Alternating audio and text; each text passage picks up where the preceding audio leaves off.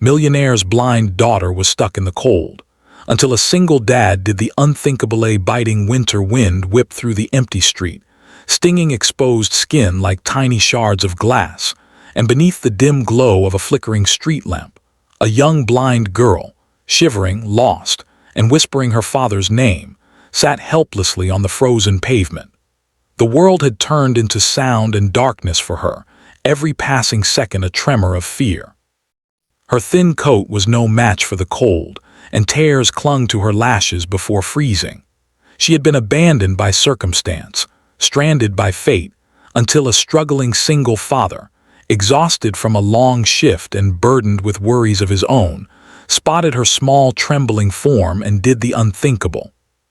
If you believe in kindness, second chances, and the power of humanity, make sure to like, comment, share, and subscribe to KHstories so more hearts can be touched by stories like this. The night had been especially harsh for Arav, a mechanic who worked long hours to support his 4-year-old son, Zane. Ever since his wife passed away during childbirth, he had been both mother and father, learning to navigate gentle lullabies and scraped knees while juggling overdue bills and the lingering ache of loneliness. On this particular evening, he was simply trying to get home, counting the few coins he had left in his pocket, calculating whether they would stretch enough for tomorrow's groceries. His mind was a storm of fatigue, but even exhaustion couldn't blind him to what he saw just ahead, a small silhouette curled in on itself, shaking uncontrollably. At first he thought she might be hurt or unconscious, but as he approached, he noticed how her head tilted slightly toward every sound, how she clutched her cane with desperate fingers.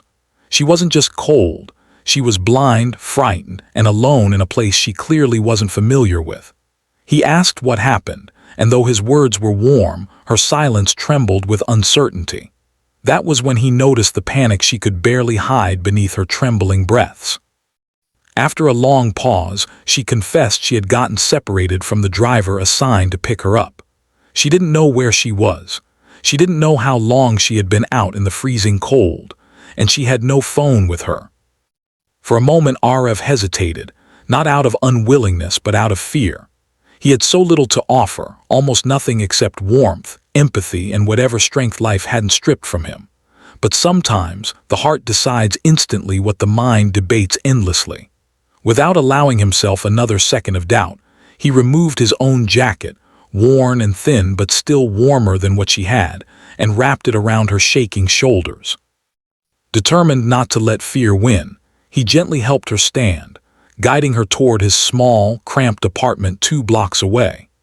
Every step she took with him was careful trust, and every breath he heard from her reminded him of the son waiting for him, and of the promise he silently made years ago never to leave anyone helpless if he had the power to help. Inside his apartment, the contrast was striking.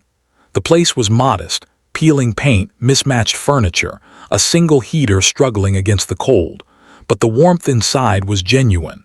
His son, Zane, blinked sleepily from his little mattress, asking innocent questions about their guest, and before long the atmosphere softened.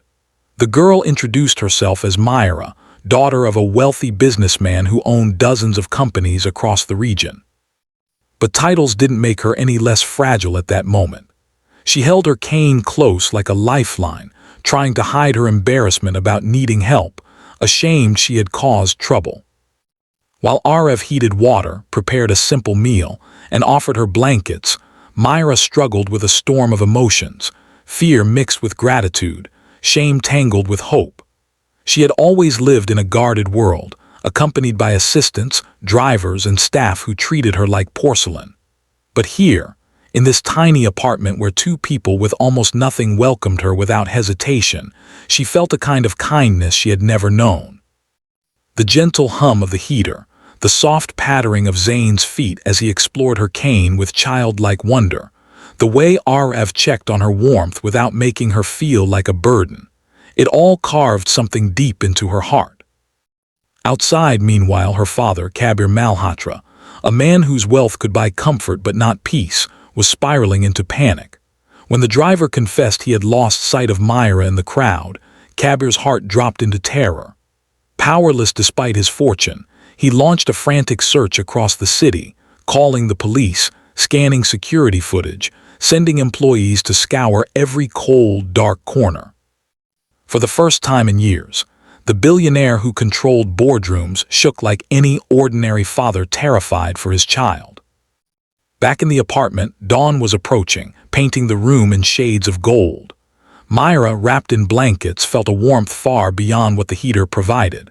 She listened closely to the subtle way Arev moved, a quiet strength, a careful gentleness, as if he feared making her uncomfortable in any way. She listened to his son's soft giggles and imagined, for the first time, a world where kindness didn't come with expectations or conditions. As the morning light grew brighter, a loud knock suddenly echoed through the hallway. Arev stiffened immediately. It was unusual for anyone to come to his door, especially so early. When he opened it, he was met with uniformed officers and a man whose face bore exhaustion and fear in equal measure.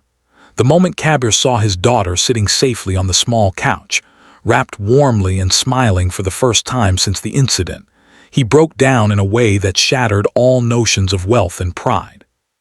The billionaire folded to his knees and held her hands tightly, the relief pouring out of him in heavy breaths. But what struck him even more was the sight of the humble home she had been sheltered in, the simplicity, the visible signs of struggle, the tenderness with which it all functioned. His gaze shifted to Arev, who stood quietly behind, uncertain whether to speak or disappear into the background. Kabir saw the exhaustion in his eyes, the weight he carried, and the quiet heroism that asked for nothing in return. After ensuring Myra was safe and warm, Kabir insisted that both she and Arev come with him to the estate so Myra could get proper medical evaluation and rest. Arev was hesitant, but Myra held his hand gently, a gesture saying she trusted him, that she wasn't afraid. So he went, carrying his son in his arms, unsure of what awaited. At the mansion, doctors examined Myra while Kabir spoke with Arev in a private room filled with quiet